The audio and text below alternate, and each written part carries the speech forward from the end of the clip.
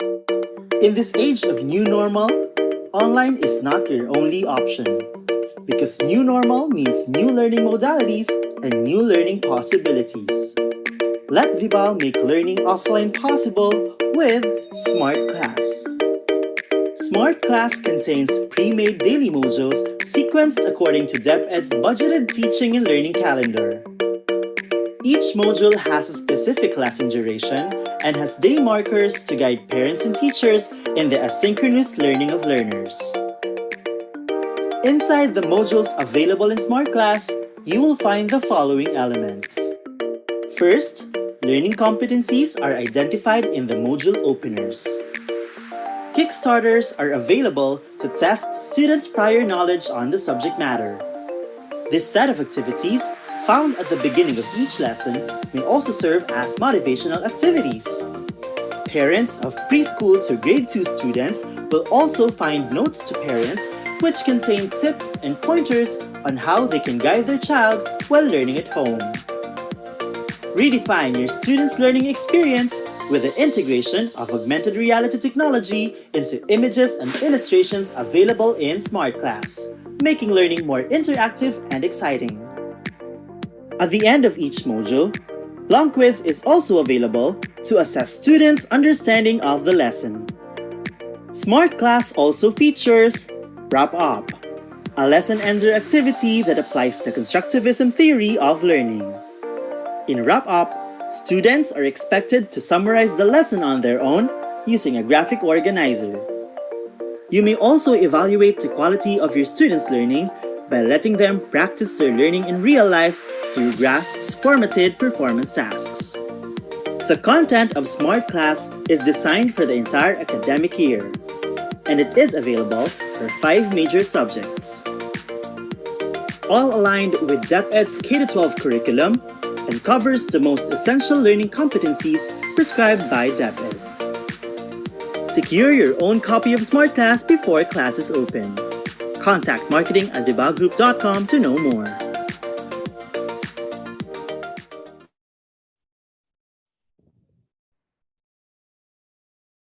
Good day, Kavibal, and welcome to our Learning Intervention webinar series. For the discussion today, the topic will be on strategies and instructions for students with numeracy difficulties. Before we begin, take note of the following reminders. Make sure you are registered to the webinar to have your e-certificate of participation. Visit certificate.vibalgroup.com to generate your proof of attendance. Place your questions on the comment box allotted during the session and they will be addressed by our speaker later on. Share the video using hashtag LearnAsOnePH as our official hashtag to our Vibal webinars. Experience learning, Kavibal. And now, to proceed with our webinar this afternoon, it is my pleasure to introduce to you our distinguished speaker today.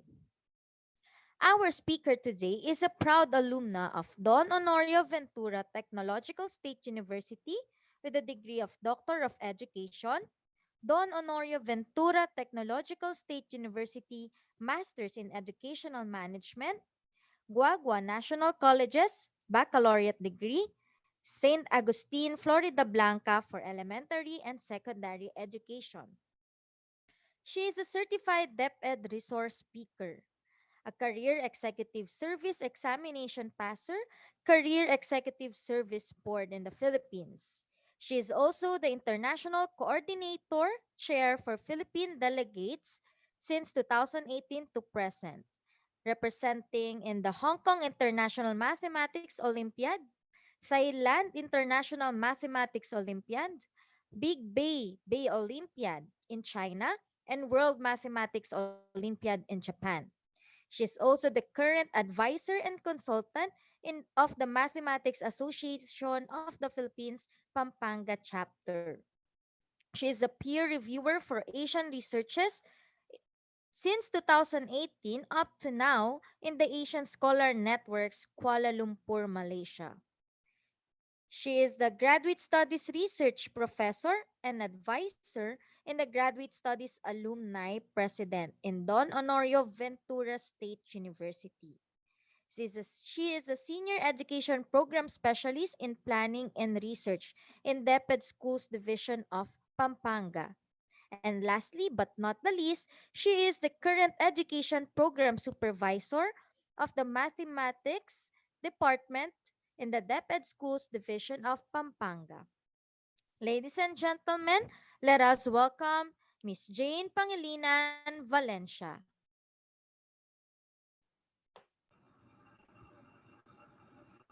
Hello there. Hello, good afternoon. Thank you very much for introducing me to our audience. Am I being heard loud and clear? Yes po, ma'am.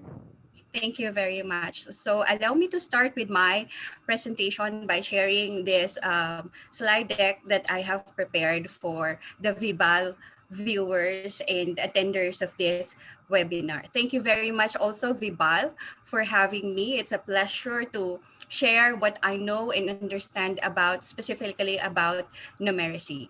And so this is the presentation that I prepared for you, and it's called from what you heard.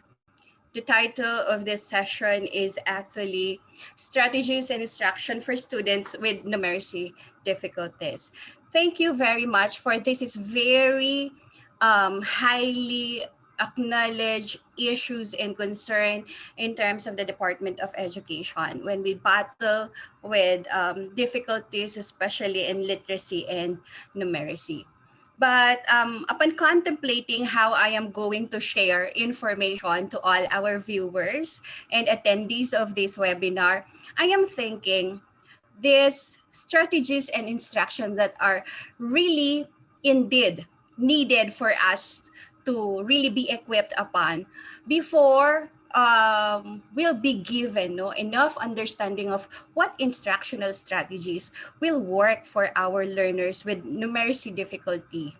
We might as well rethink what do we refer to when we talk about numeracy difficulties. And so allow me to share with you the goals of this session. That after this session, we may be equipped, okay, of an ample understanding of an identification of the different numeracy difficulties and determine reasons why such difficulties exist. Also, after the session, I am hoping as well that we're going to distinguish instructional strategies that conquer numeracy difficulties. But again, as a waiver, there's no one best strategy in terms of instruction in order for us to make learning happen. Okay, there are a series of factors, there are varied influences that really beset teaching and learning instruction.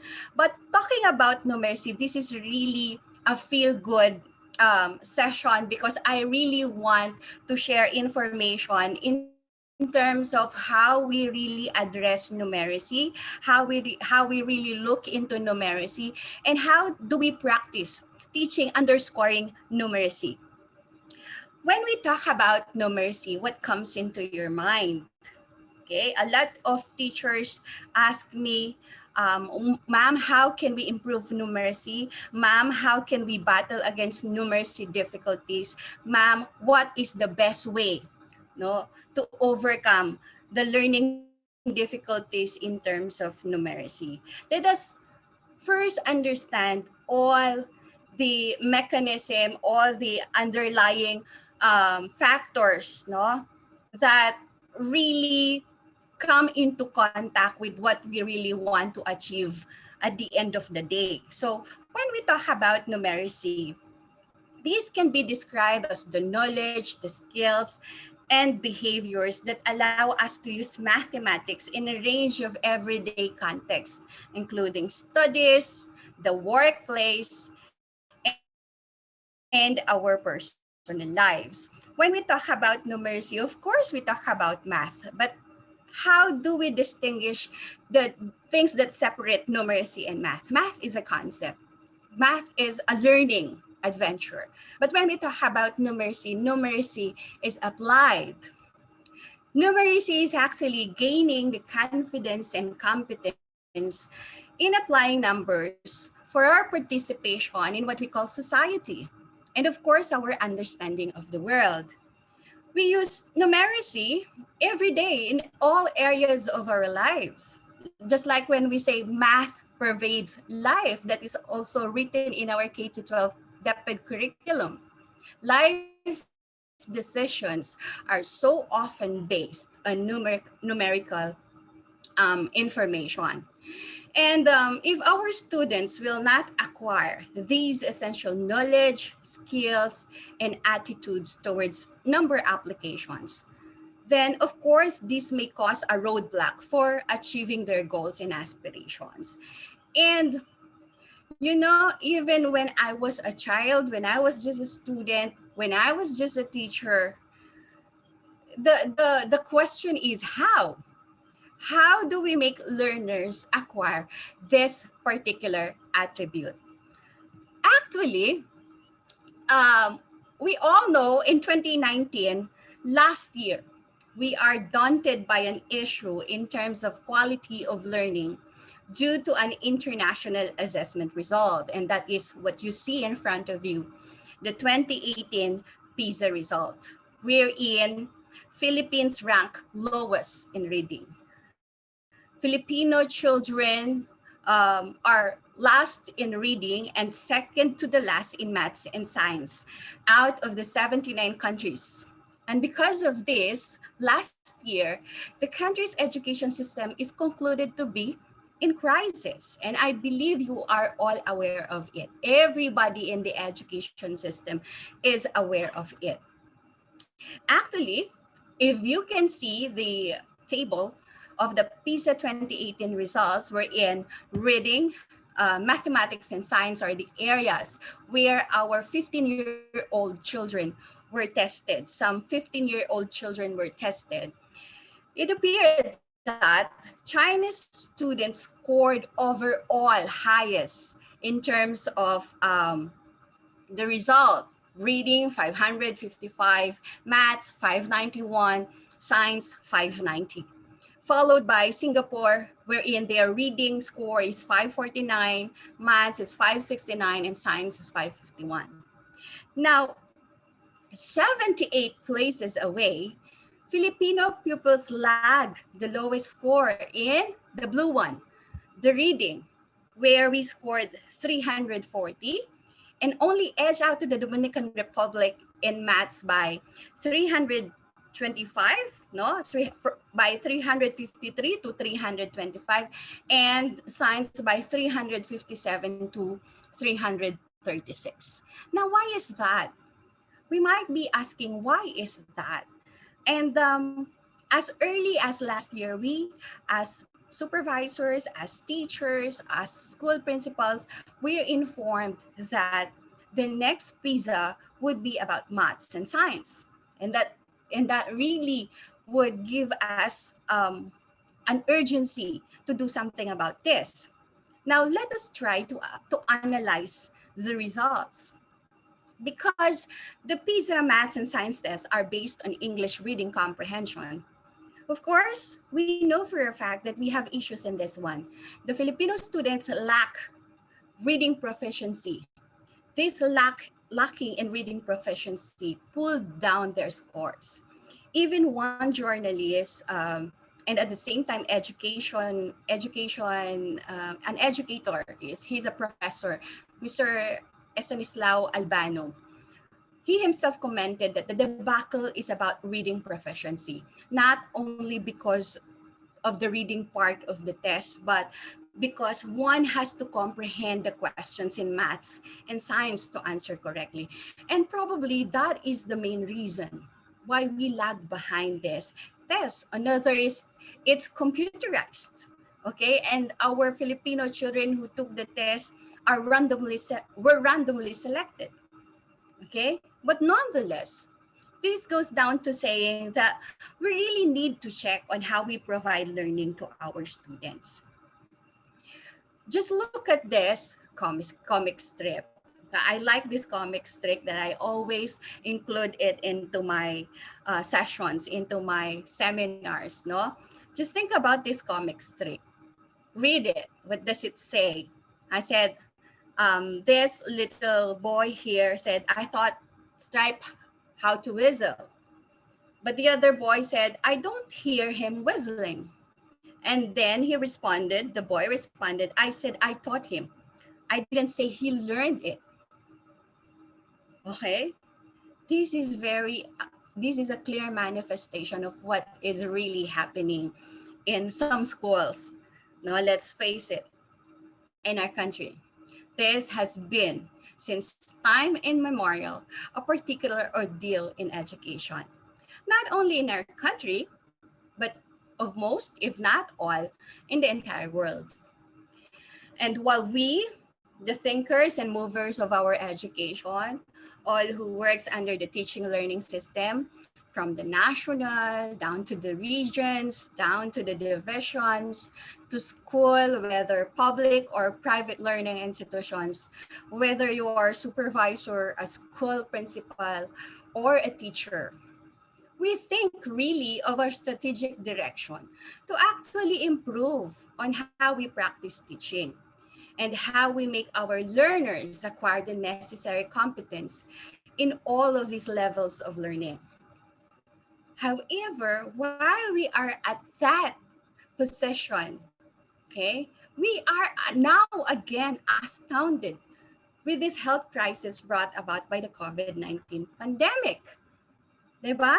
And so another issue, another dilemma had arisen. And because of this, there seems to be a cloud, okay, in our minds. We are clouded with a question. What now for our children's education? What are we going to do? We are given the options and paved with solutions that despite the health crisis, our secretary, our DepEd secretary said, education cannot wait. Okay, that gives rise to what we call the battle cry, sulong edukalidad. Okay, we are given options to provide solutions despite the health crisis. Education cannot wait. It must go on. It must continue. Because learning does not recognize the word stop. Even if you are an adult, you are a toddler, you are a school age child, learning does not stop. We are course to identify avenues and recognize the peculiarity of the situation and plan the delivery of education, which gave rise, of course, to the term education in the new normal. A while back, I saw in the ads it's a hybrid education. It's a better normal education. It's something new. It's something that is providing the new now. Okay, wherein remote learning in a form of learning delivery modalities were introduced. And I'm very much pretty sure that in the last 3 to 4 months, you have been attending series of webinars familiarizing it. And yes, being a proactive, I am one with DepEd that it will work. Yes, we may encounter flaws, but we'll work on it. However, some reactive would comment, kung sa actual classroom learning instruction nga, may mga batang di makakuha ng lesson. Sa remote learning pa kaya? No? We are introduced with the term flipped classroom, blended learning, online distance learning, modular learning. In the past few years, yes, we hear about this through research. We are open, okay, to this learning delivery modalities. But when it came, so many questions, so many doubts, so many hesitations have flourished. Okay, but instead of just clamoring, why don't we start contemplating? Because whether in school or out of the school premises, students can learn so long as we pave the way for it to happen. And in terms of this situation that we are having right now in terms of the kind of ordeal that we are experiencing right now. And everybody at that time, starting from March, has paused for a while, okay, and think and be able to identify how are we going to continue with the basic need of our children in terms of education, because it's a basic need. I think what we have to do is go back to the basics. But in going back to the basics, okay, we have things to do before we act. Okay, when we go back to the basics, we have to know where to start. And so the first thing that we have to do is we have to assess. We need to determine markers on where to start and how to start. And so we need to understand where we are in connection to where our learners are as well in terms of knowledge, skills, and attitudes. How we teach our students in accordance to how learners learn. That is what we have to assess. And by doing this, we can plan for the methods, the approaches, and strategies that we find appropriate and adequately designed solely for a particular learning styles. Methods are formed by principles and pedagogies. They are time-tested methodology in terms of teaching, as well as the old and the new approaches in teaching. We have very wide options in terms of approaches in teaching. And in terms of strategies, these are ways or steps on how we toggle the different processes in order for our learners to learn. And these must be designed carefully. These must be planned, okay, comprehensively for a particular learning style. Again, we always hear the word no one size fits all. So everything must be differentiated. Everything must be varied depending on the needs of our learners. We need to start from where they are. We need to understand their background, understanding, and prior knowledge in order for us to really check on what are the methods, the approaches, and strategies that we're going to employ. We think would be effective when we do teaching and learning instruction. By doing that, it is only then that we can act for how best we can influence students to gain our goals towards what we call the learning progress. Now, again, going back to that basics, what are the two most prominent skills that most of our learners are diagnosed to have learning issues? Okay, I hope I can hear you, but I'm trying to have my monologue here. Yes, you are all correct when we say these two skills are very prominent in terms of researches, in terms of planning, action planning, needs assessment. These two skills of our learners are very vital indeed, that they really need to be addressed. And numeracy and literacy are those two skills. When we talk about numeracy and literacy, they go together. You cannot address numeracy difficulties unless you address literacy difficulties as well, because they go together. It's not possible that you can address numeracy difficulty without looking into their literacy level. So not because these are issues, not because our teachers lack the ability to perform their duties and responsibilities to teach, but because individual learners, of course, have individual needs. Individual learners, of course, have individual styles. But it's also skill among teachers to recognize such differences. And of course, not being able to do so may result actually to learning disabilities or learning disadvantages. Understanding the reasons why a student may be experiencing difficulties while learning is an important first step to help them better access across the curriculum. Sabi ko nga po sa mga teachers, um, if you're going to address the numeracy difficulties in a 1 year period of time, then okay, you are adding up to the misfortunes of our learners.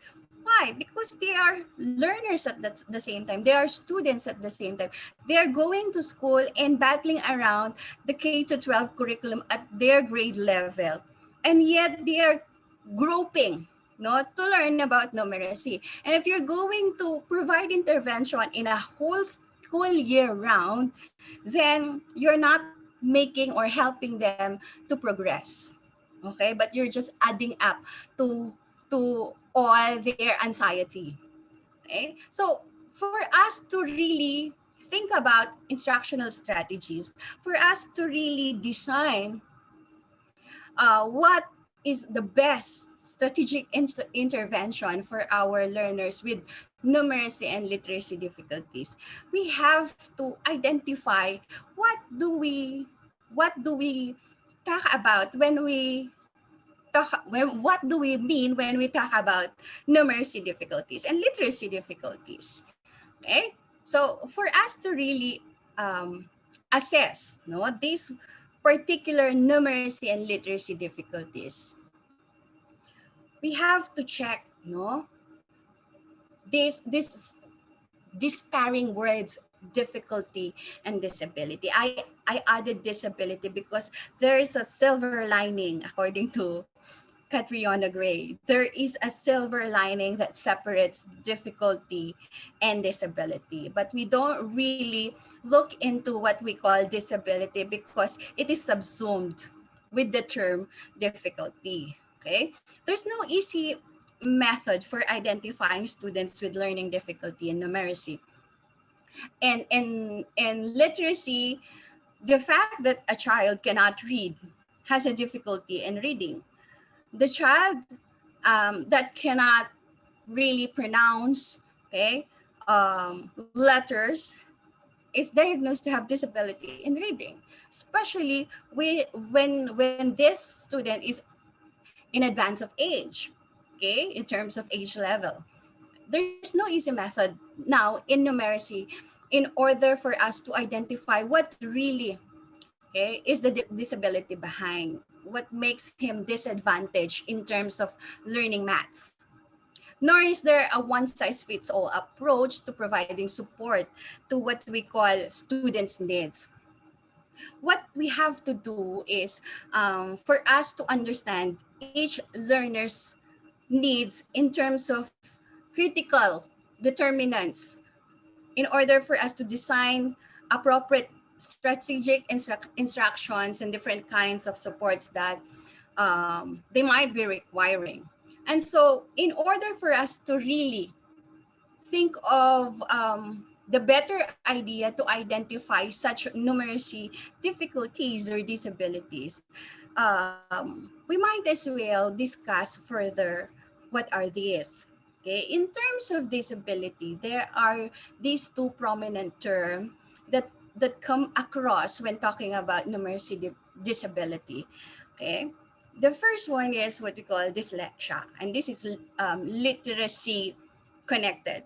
Okay, and then the other one is dyscalculia. Okay, what are these two numeracy disability that we often hear when we talk about numeracy difficulty? Okay. In terms of numeracy difficulty, on the other hand, we have what we call delay in acquisition of basic number concepts. And these are not because a child have this what we call dyscalculia or dyslexia, but probably there are reasons behind this difficulty. They may be student-related factors or social and or environmental factors. And of course, one other thing that could cause this one might be mathematical anxiety. Okay? These are terms that really linger around when we talk about numeracy difficulty or disability. But But let's dig deeper. When we talk about numeracy disability, we talk about dyslexia. What is dyslexia? Dyslexia is a learning disorder that involves reading difficulty due to due to problems identifying speech sounds and how they relate to letters and words.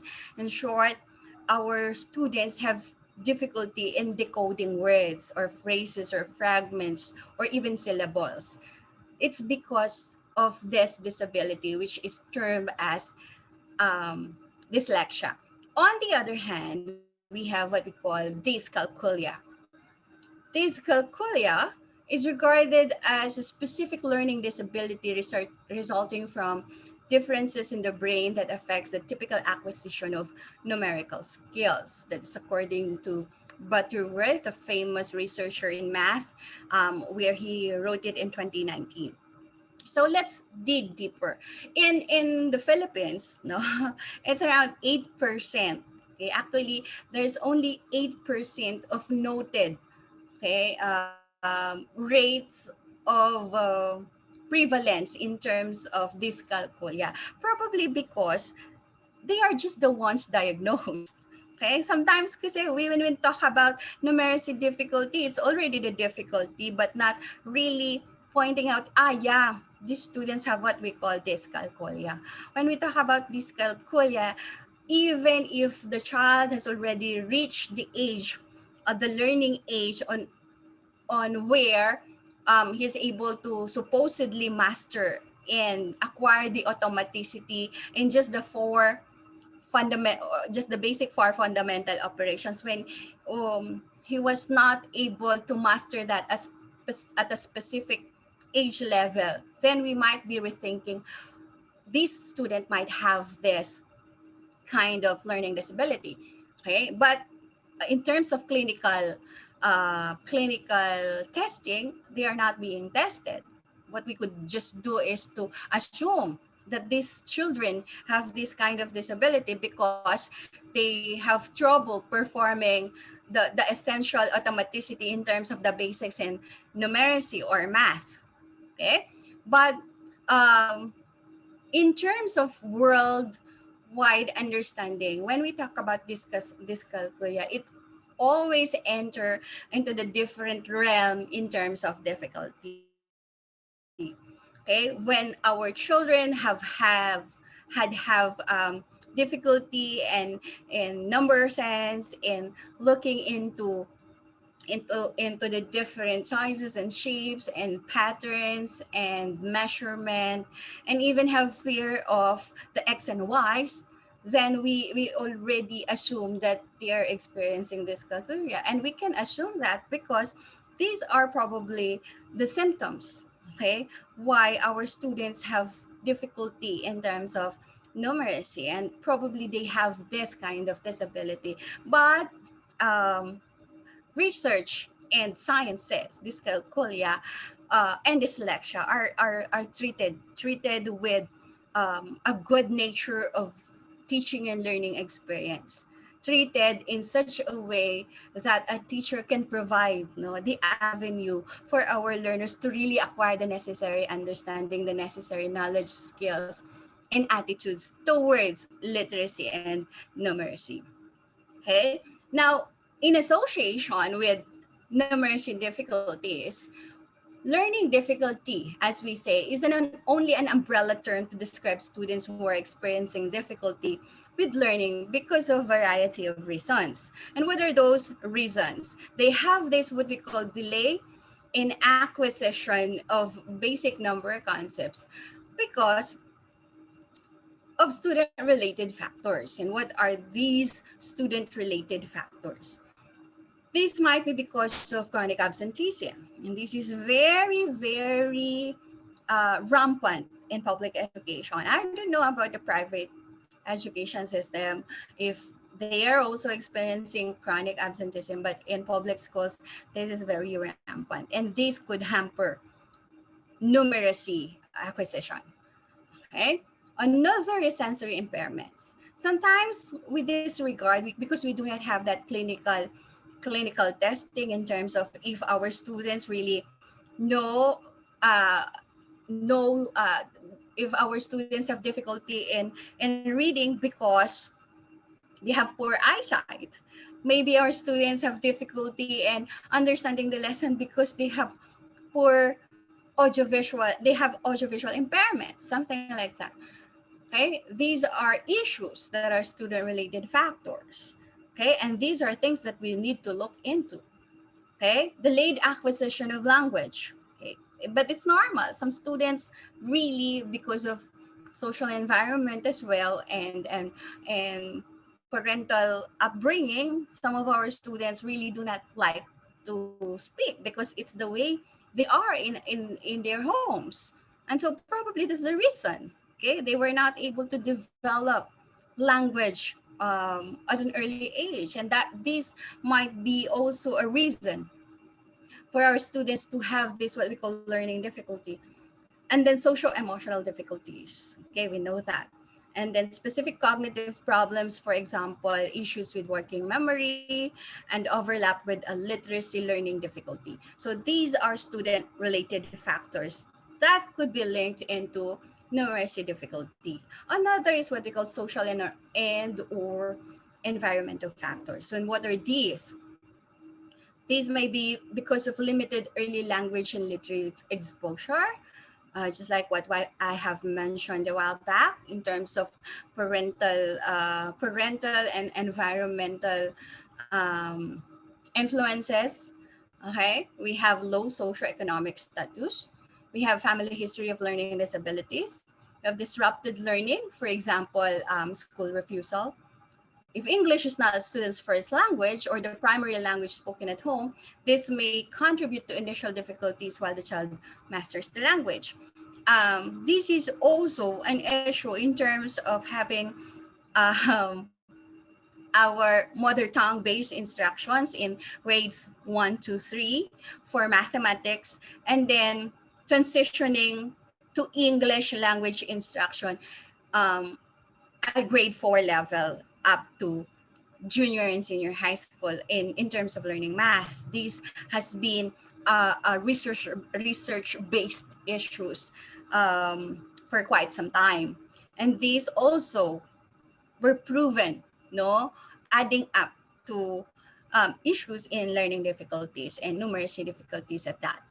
Okay, so when we talk about mathematics anxiety naman is not really a learning difficulty for those who are poor in math or cannot do maths. Okay, even those who are good at math and even those who have high IQ in terms of mathematics, they are also experiencing mathematics anxiety.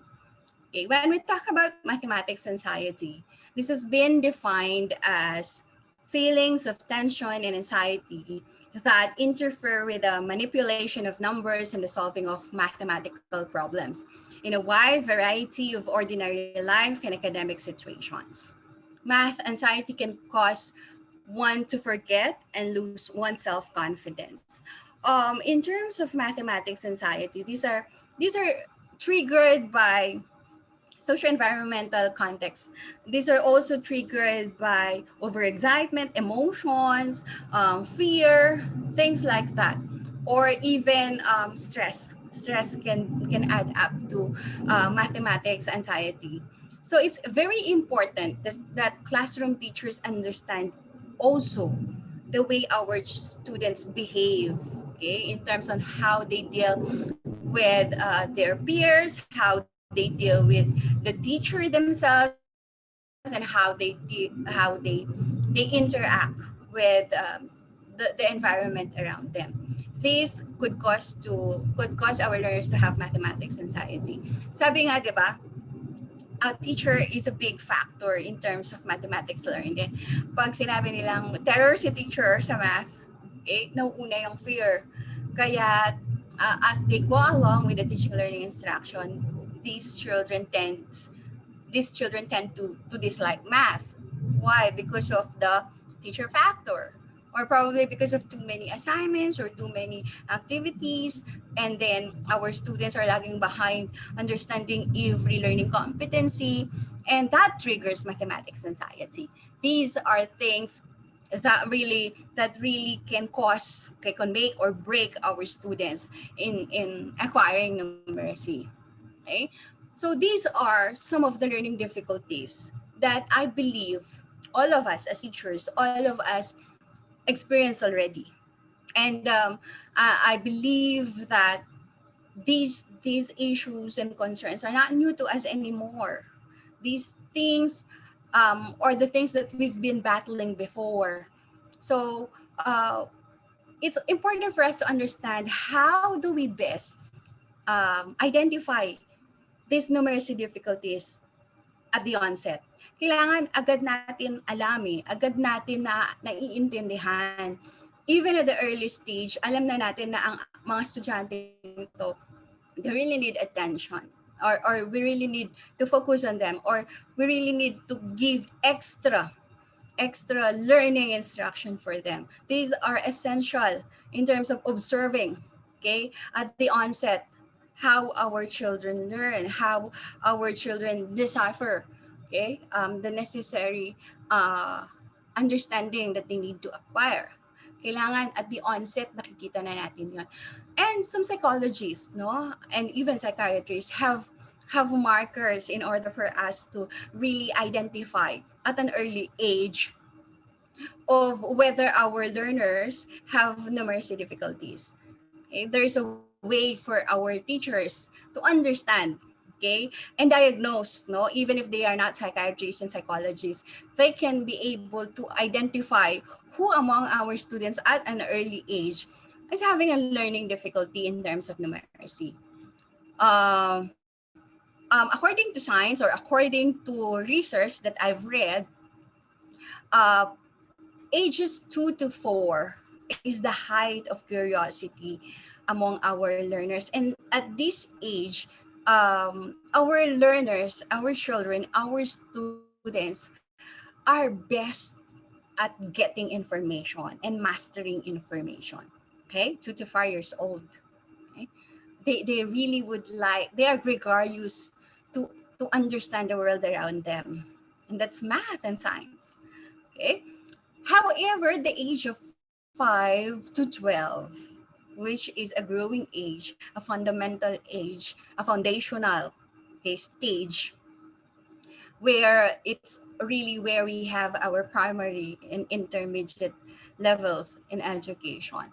These are the time that our learners struggle, okay, in learning, because they are now being introduced to environmental barriers or factors that might hamper, no, the continuity of the learning process. So in between 5 to 12, there might be factors, no, that lead them away to the progression of learning.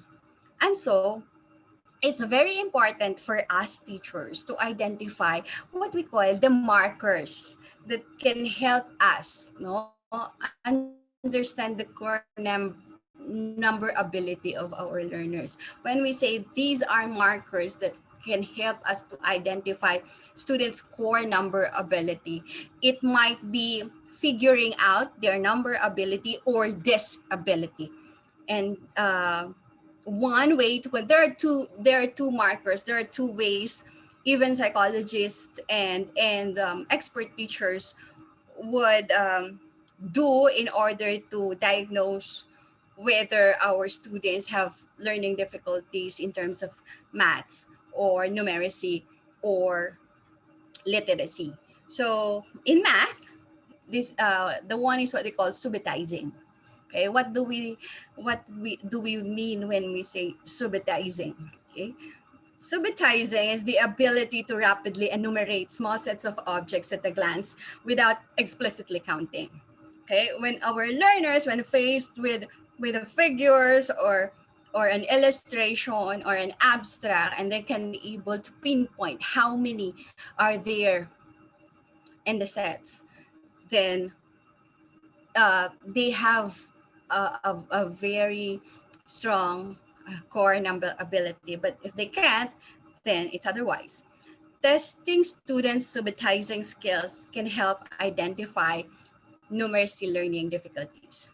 Typically, when a learner is presented with small sets of objects, basically in early growing years, like primary age level, when they are presented with objects up to five, and students can quickly and accurately name the number of objects in a set without needing to count them individually, then they have good number ability. But a student with difficulties or a students with dyscalculia, however, will not be able to do this quickly. What do they do? They may need to count each object individually. And sometimes, sometimes saying the numbers aloud, you can hear them uh, pointing to the object or to the figure and say 1, 2, 3 while they are counting. They are really, really saying it aloud. Okay, since this ability, subitizing is an ability to understand symbolic numbers. This is linked to understanding um, sets, okay, or later on when there are students who have subitizing difficulty, they will tend to struggle in situations where they are required to apply this type of understanding, especially in patterns and sequences. Subitizing also um, impacts a student's ability to effectively compute answers to problems and use this as in a problem solving strategies. Because students who lack typical subitizing abilities are at a distinct disadvantage mathematically per se. Their acquisition of numerical abilities could tend to be inhibited. This then would affect their acquisition in terms of more complex mathematics concepts. So at an early stage, whether it's vital, whether you are a teacher or a parent or a caregiver or a sibling, okay, you do not need an expert to teach this, especially in this time of the health crisis that our students are learning at home and we are providing them self-learning modules or self-learning kits, and they need the assistance to really identify fundamental skills that they need to develop. Okay, in terms of online learning, whether it be synchronous or asynchronous, we must really identify and assess our students in terms of the subitizing skill. Are they able to rapidly enumerate small sets of objects at a glance without explicitly counting them, even in a group of fives? Okay, 5 frames or frames of tens.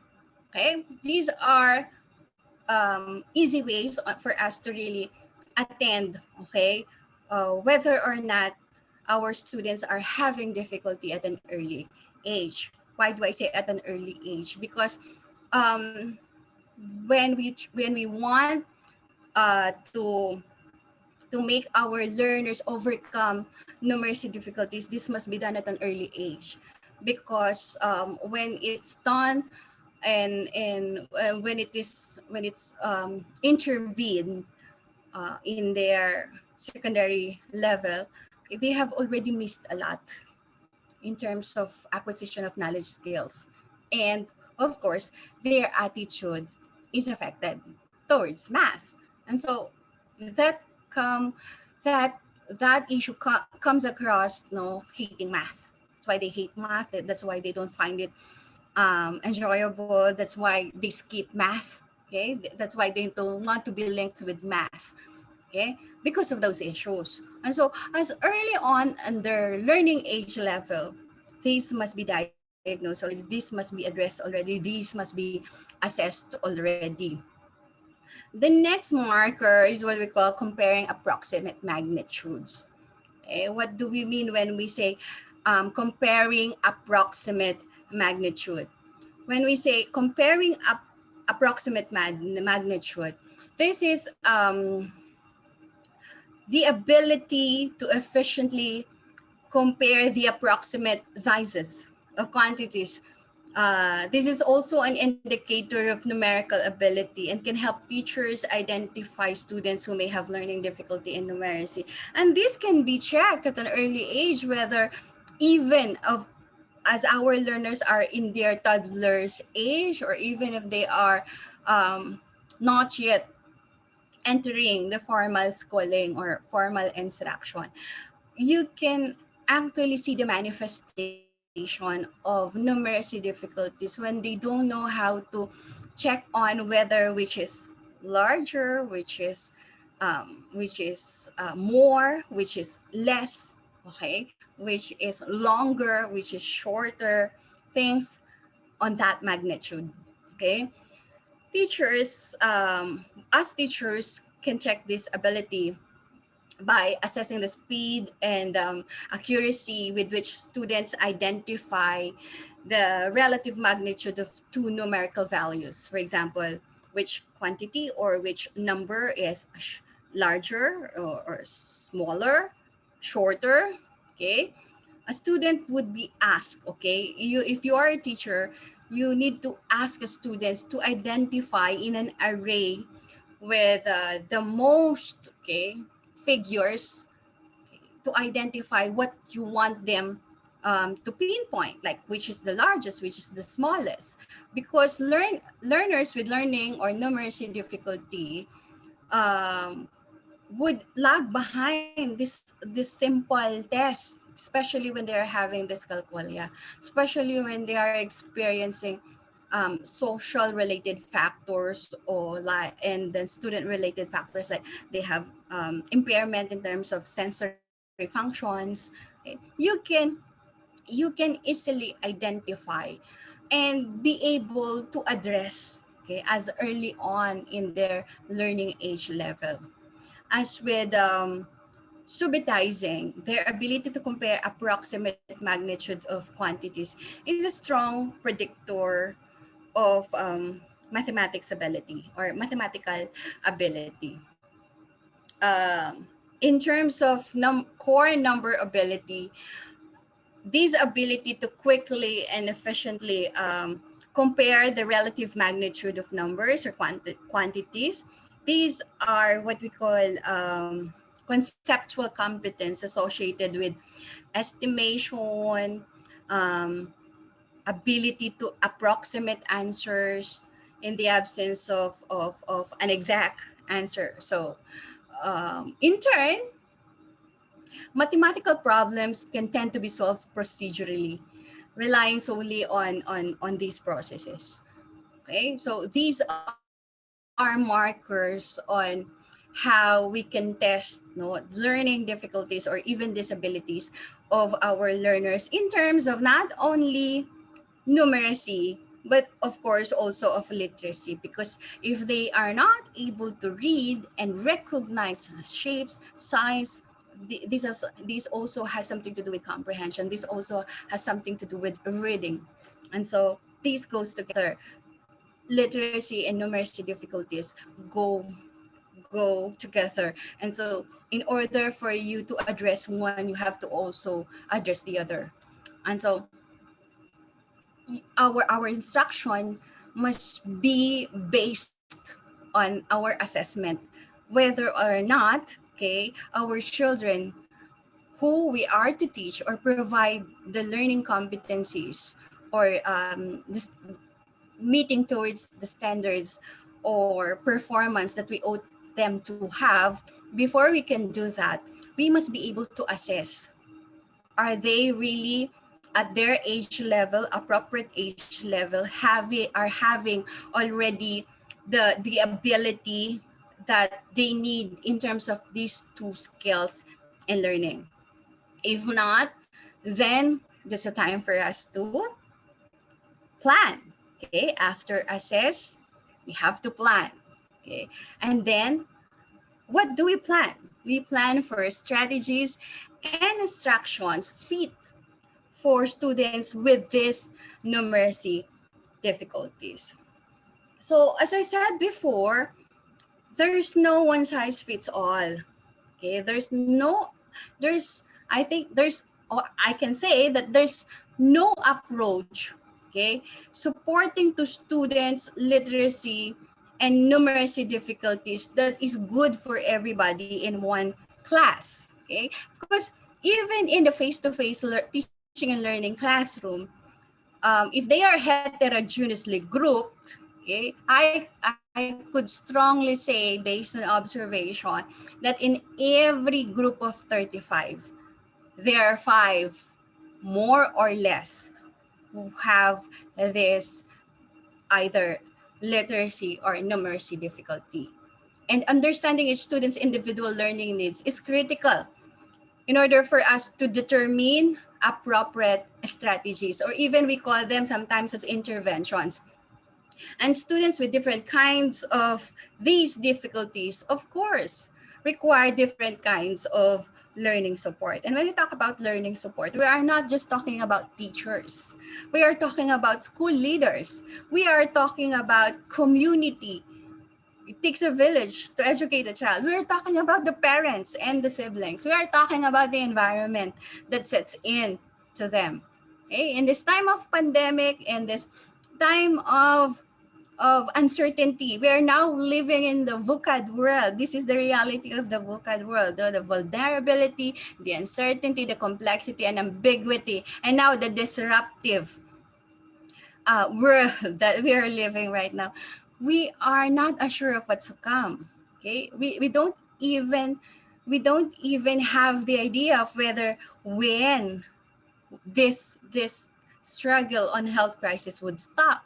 Actually, it's accelerating. Okay, numbers are accelerating in terms of those afflicted. And what do?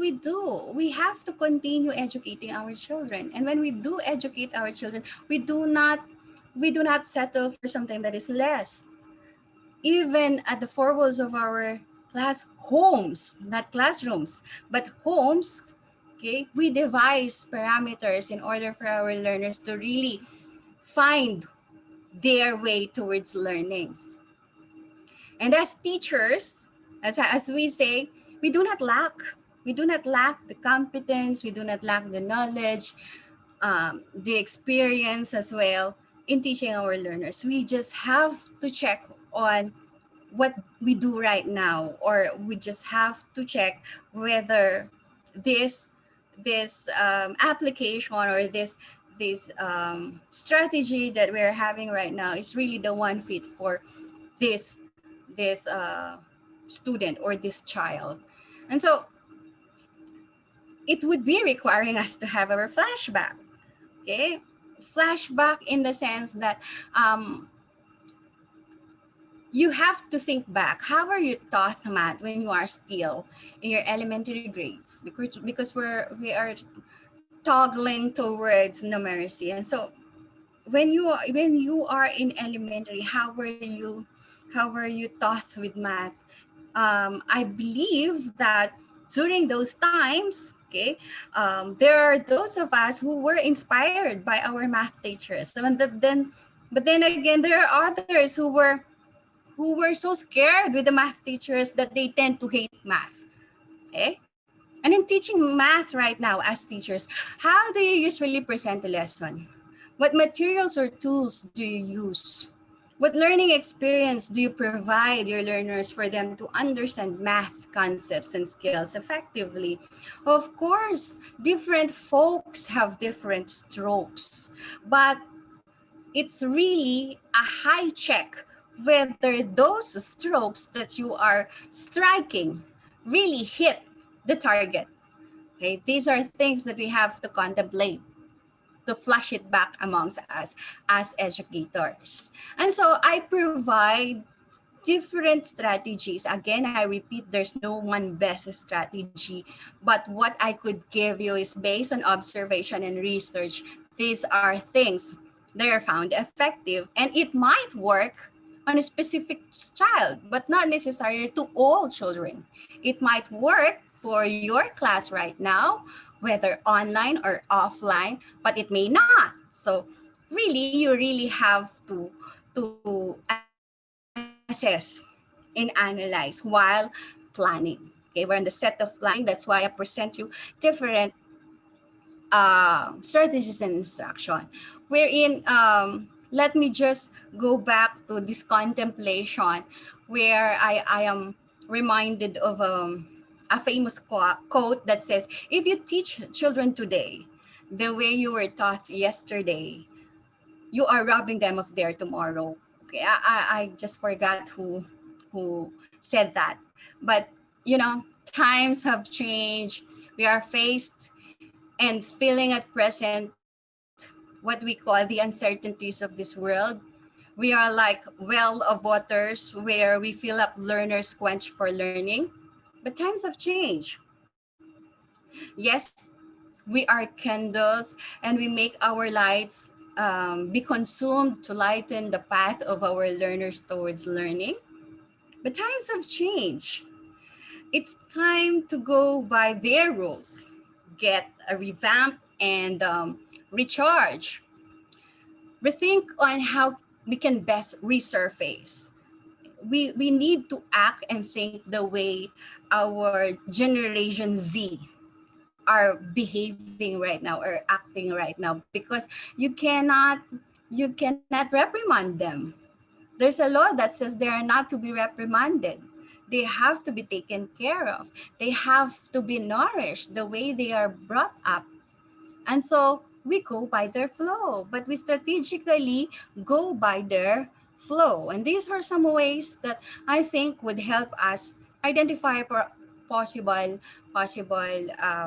ways on how we can strategize instruction among specifically learners with numeracy difficulties.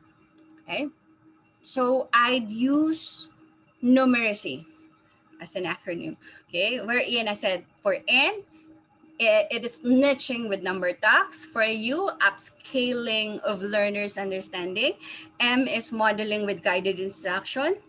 E, exploring opportunities for practice. R, rebooting from a multitude of sensory stimulation. A is activating the levels of representation of knowledge. C, creating adaptive instruction. And Y is yielding a math learning progress portfolio. Again, these are not new to you. These are already time-tested strategies, which I only gave new phrases, new names. But when you go back, the methods, the approaches are still sinking in. Okay, so let's start.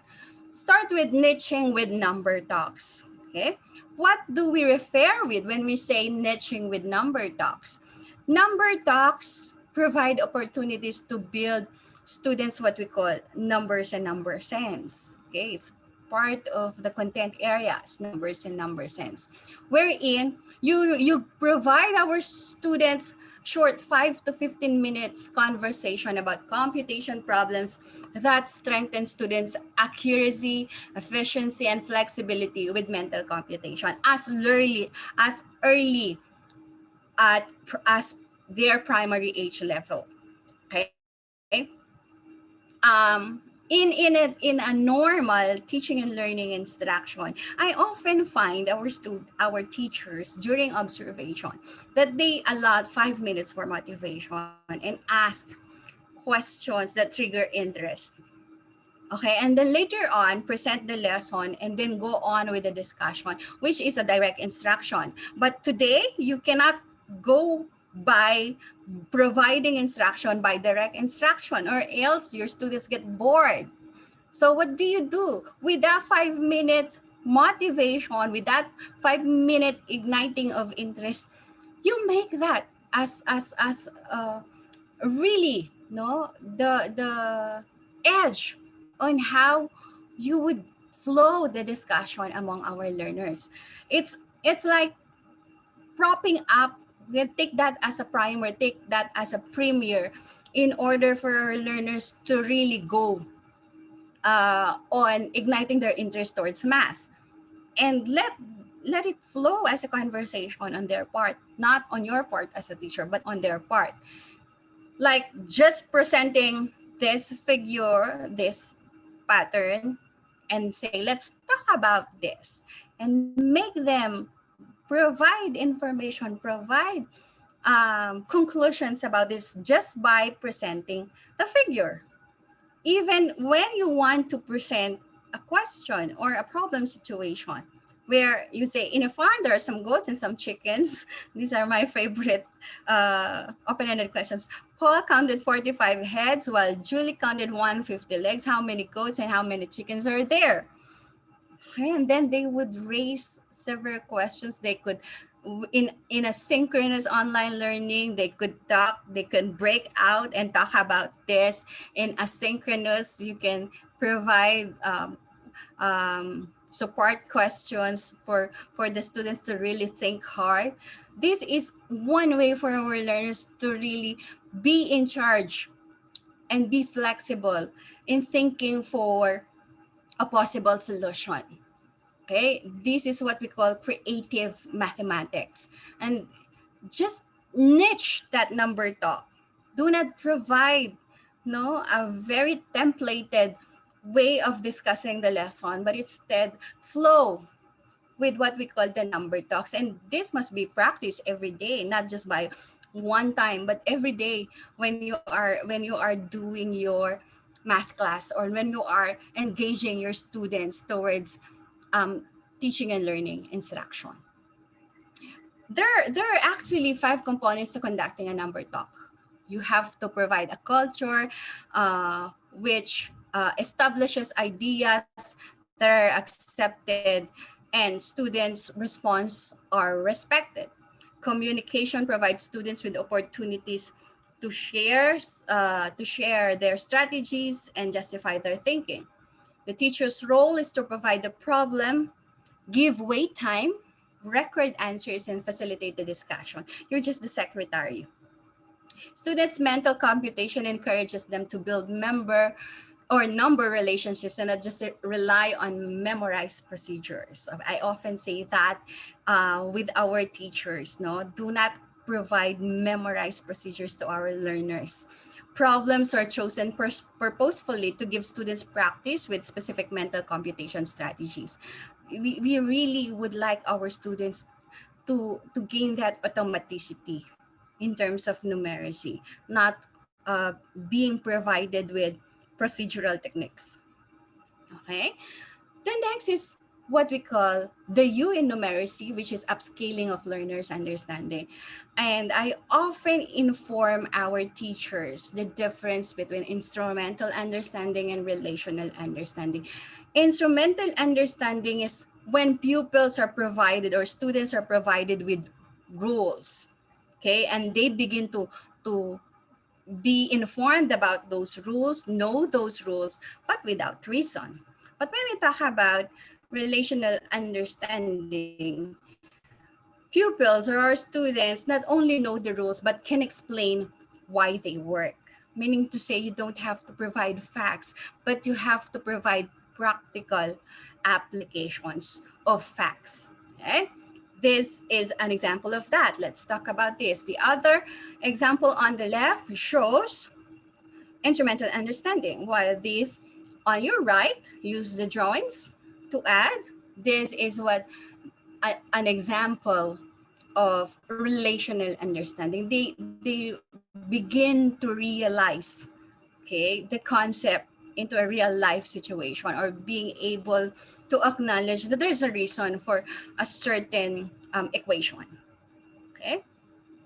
The letter M in numeracy is modeling and guided instruction. This does not go out of style. When we say modeling, it's mathematics is always about modeling. Mathematics manipulatives provide multiple representations, which helps to build understanding. There is no need for formal symbolism yet if we are dealing especially with students with learning difficulties. Excuse me. We provide our students with meaningful story problems, It may be written or read orally to provide the background for students to make sense of computation ideas. As long as manipulative materials are available, children will also be encouraged to draw pictures of their own, use an open number line, or talk about what they do to solve a problem. And of course, being so that we are really making them interested into numbers, problem solving need not so difficult. Okay, but of course, when we say modeling, you have to explicitly show how it is done and then make the child or the student experience. That is what we call guided instruction. Okay, this is one example. Nina has 4 red buttons and 12 blue buttons. Her friend Leia said that the ratio of the number of red buttons to the number of blue buttons is 1:3. But another friend, Anne, said that it is 2:6. Which of them is correct and why? You don't have to make them right, but you just have to make them engage into the situation insofar as opening the discussion and giving them information that could lead, could best lead them to understanding the concept. Okay? So after modeling and guiding and modeling and giving guided instruction, we now explore opportunities for practice. When we explore opportunities for practice, we provide them a array of learning experience. Practice refers to whether given online or offline, each addressing the same basic ideas. They provide mastery and to make learning more permanent. Okay, these are several opportunities for practice. Okay, you can give them games, puzzles and riddles, surprises, novel formats, use of calculators is possible, personal computers, internet connection, and novel algorithms. In terms of the R in numeracy, you have to have the rebooting from a multitude of sensory stimulation or stimulants. Contrary to popular opinion, uh, that students with attention deficits cannot attend to things, students with true attention deficits actually attend to too much, a multitude of sensory stimulation that catches their attention easily. They are easily disrupted, especially in a face-to-face class. No, when you are inside the classroom, those who have difficulties in maths and numeracy are the ones who tend to look outside the classroom when someone is passing by, when there is a noise. No, they are easily distracted. But actually, they're the ones who are really into it because they're trying to decipher what the teacher is teaching. But they're easily distracted. So due to this inability to filter out distractions, okay, students might miss important information presented in class. So they tend to focus on unimportant events taking place during class. And this particular modality, learning delivery modality, where we provide online learning, whether synchronous or asynchronous, this distance modular learning approach can give us really an opportunity to differentiate instruction and provide more concentration on those students who really need more attention. And let us look at this as an opportunity for our students to really be given that enough instruction that they need. Okay, strategize the instruction insofar as connecting it with the learning delivery modality that the children or you as a teacher are in context with.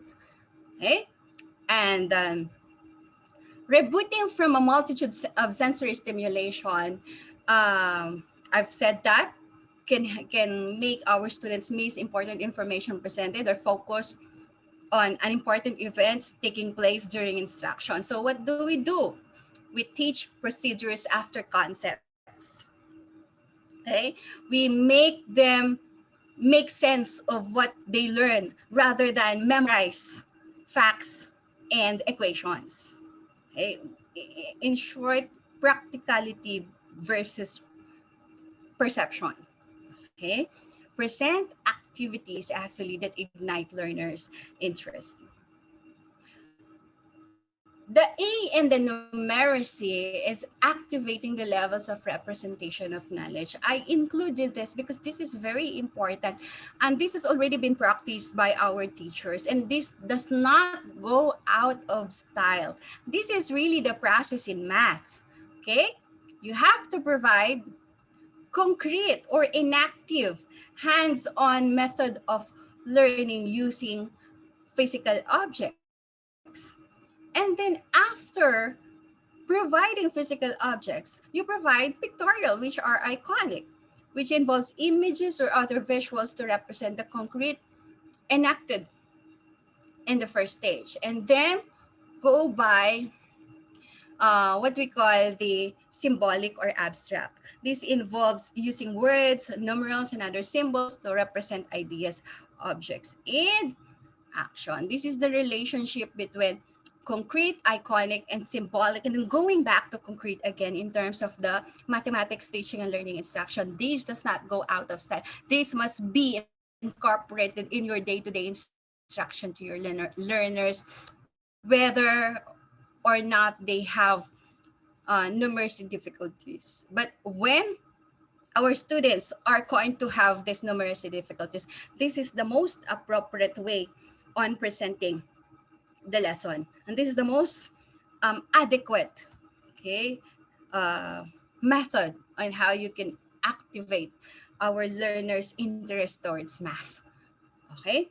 And the C in the numeracy strategies is that we have also to create adaptive instruction.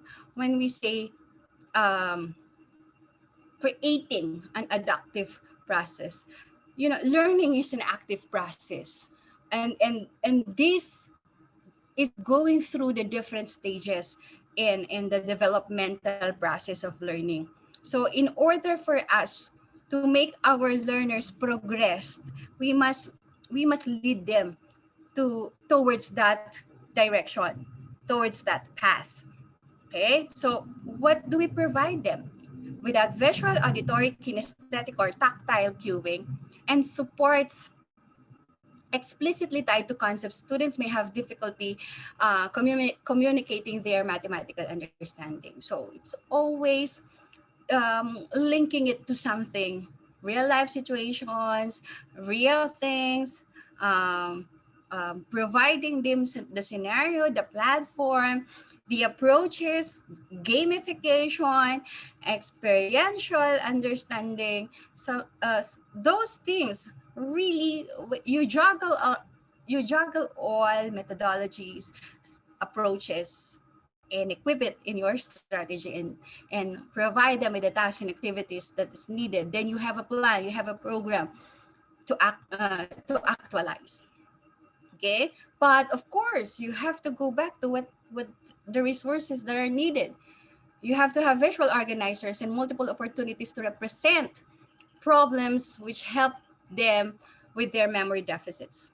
Templates aid students in remembering steps to algorithms, but you do not just rely on templates, but because most of our teachers rely on templates, rely on steps and processes and rules. These are instrumental understanding. You have to go conceptual understanding first, then move to instrumental when they are already have what we call mastery of learning. Okay? And so explicitly teach students how to highlight important information in a problem. Most of the time during the old days, our teachers provide keywords like what is left, okay, all together, so something like that. Do not teach keywords. If meaning and understanding is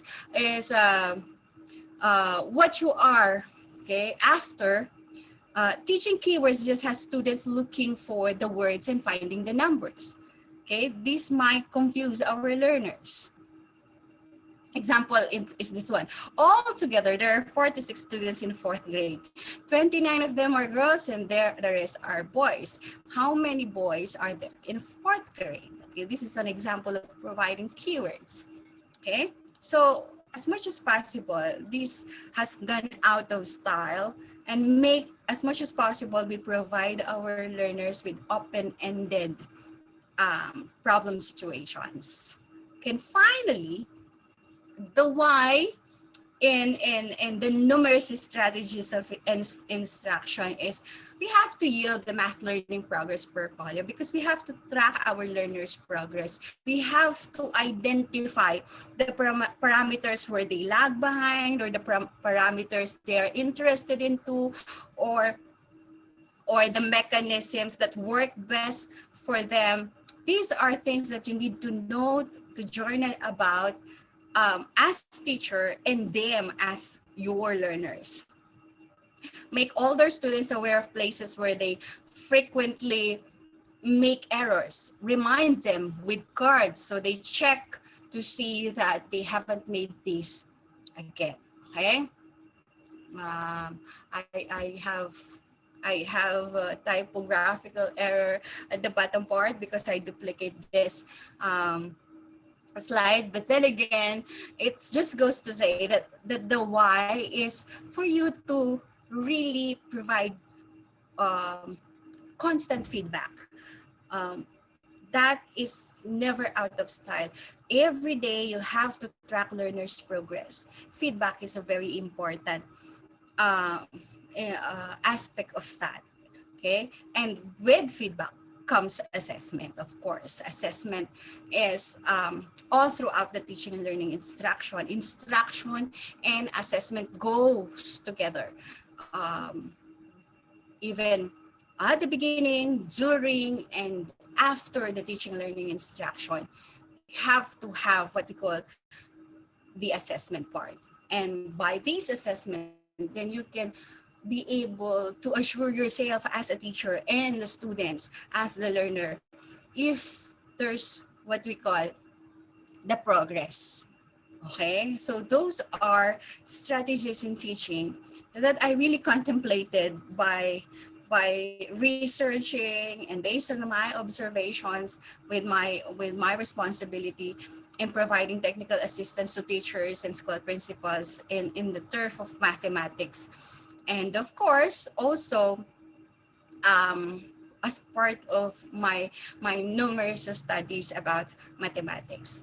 And so again, these are some strategies that can help us plan for the assessed learning difficulties of our learners before acting for a series of programs, interventions, project all numerates, strategic interventions in order for our children to learn best that they can in this time of pandemic. So these strategies, nurturing with number talks, upscaling of learners' understanding, modeling with guided instruction, exploring opportunities for practice, rebooting from a multitude of sensory stimulation, activating the levels of representation of knowledge, creating adaptive instruction, and yielding a math learning progress portfolio. I think these are somehow may be effective for a particular student with a particular learning difficulties. And so I am really gregarious in have this ability to really share more about this with different in different contexts and in different parameters. But then again, with this kind of time that we are having, I am really pretty sure that you can navigate on these strategies and further your studies about this so that you can better understand and picture the process so that you can include them in your plans and programs and projects once you decide on what best strategy of instruction that may help our learners with literacy and numeracy difficulty conquer their situation. And so, Olivia, not only that sound strategy, and instruction enables students with specific learning difficulties to but to develop foundational understandings. They also train students' self-regulation and metacognition skills that will be needed to gain master through, of course, consistency. Okay, with that, thank you very much, and don't forget to go back to basics. Okay, and assess, plan, and later on, act. Thank you very much, Paul. Thank you very much for that information, ma'am. I'm sure everybody has learned a lot. Now, let's go to the question and answer portion. So, our first Good. question is from Jocelyn Prades. I am a Filipino teacher, and numeracy skills are part of the subject's competencies like ordering and analyzing. How are we to determine their level in a modular type of teaching? Thank you. Oh yeah, I believe I was also asked the same question before. Um, it's now we are faced into a modular distance learning. I believe there are only few private schools who have provided either asynchronous or synchronous online learning, but most in the public schools are really gearing towards modular distance learning. And the process on how we provide this our instruction to our learners may really hamper the usual parameters on how we assess our learners or provide instruction at that with our learners. But what we can best do is really um, uh, create a support system. That's the first thing that you have to do it. Create a support system, because you cannot do it with the current onset of the pandemic. You cannot really, as teacher, go to the homes of your students and really assess the skill or teach the skill. But what we can do is provide a support system, a learning support system, a community support system, and be able to communicate with people around the student to help them, provide learning opportunities for our students, like what materials do we need in order for our learners to to learn those essential skills like ordering, classifying, analyzing. These are skills. Okay, these are just not part of cognates. These are skills that we really need to observe. Okay? And so we need parents in order for them to provide, sabi ko nga kanina sa aking presentation, we can do, we can provide learning to our learners, but we need to pave the way. We need to prepare the way, the path, the direction to our learners. In a process, while our students are engaged in self-independent learning through the help of our modules, and as teachers, we need to provide support. What we do is to provide support during consultations, during kamustahan. And at that, if you have the mechanism, the ways on how you can communicate to your learners, then you provide the situation, you provide the arena for our students to really practice that. But let me remind you that this is the time that you really have to take extra effort, because these are students with individual homes, with individual families, and you have to have that extra mile in order for you to touch all those kids and to give attention to all those kids. Okay? You can do synchronous and asynchronous, but it's also essential that you provide one-to-one correspondence, especially in numeracy and literacy. Thank you so much for that, Doc. And for our next question, we have Chris Kapilayan. What are the learning strategies that could prevent numeracy difficulties? Okay, so in terms of prevention, I can barely say you cannot prevent numeracy difficulties because there are other variables. There are extraneous factors that contribute to that.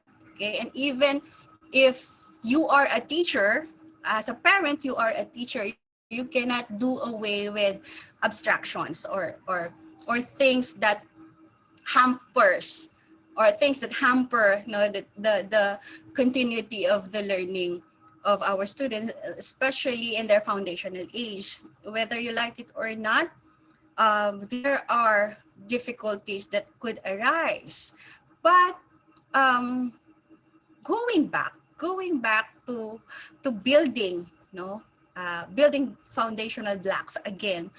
Okay, as parent, if you are a parent and you are really from time to time communicating with your children, and if you are a teacher, from time to time you open communication portals for your students to be engaged in different learning experiences, whether real life or online or at different platforms that you have, then that could help, no, direct them towards the goals and aspirations you have in terms of mathematical understanding or conceptual understanding.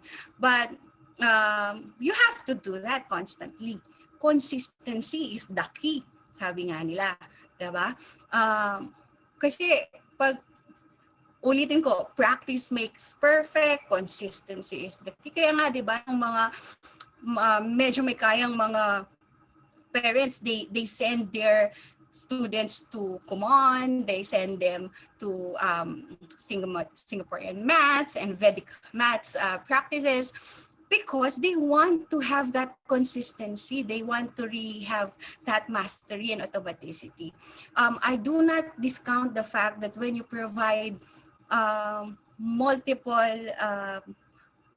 learning experiences for our learning in terms of giving them practices, drills, this can count. This makes a good difference.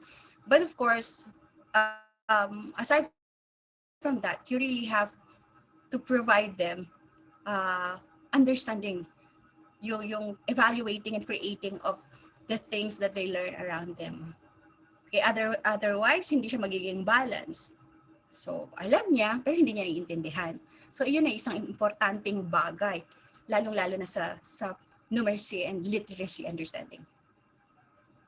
Thank you so much, ma'am. That's all the questions we have for now. Any last reminders to our viewers for today, Doc? Okay, as last reminder, of course, we are beset with the uncertainty of life, and things are happening around us that are not expected, and we do not know yet when or how it will end. But so long as educators are concerned, we really have to stick to the nobility of our profession, of our calling, and that is being a teacher. And while we are, as I say, beset with this pandemic, we can contribute by being proactive and being innovative and doing the best that we can in order to pay forward the grace that we are alive, that we are strong, and that we are learning. We have to pay that forward. Thank you very much, Vibal, for having me. And I hope the teachers who are watching will really be inspired and will really be given the information that they need in order to profess what they need to provide for our learners. Thank you very much, Doc. There we have it. In behalf of Vibal Group Incorporated, I would like to thank our speaker for today for this very eye-opening and insightful learning session. It is an honor to have you with us today, Doc. And to all our Vibal viewers, all Thank you. thanks to you for your continuous patronage to our daily learning session. Muli, maraming salamat at magandang araw sa ating lahat. Thank you very much, Vibal.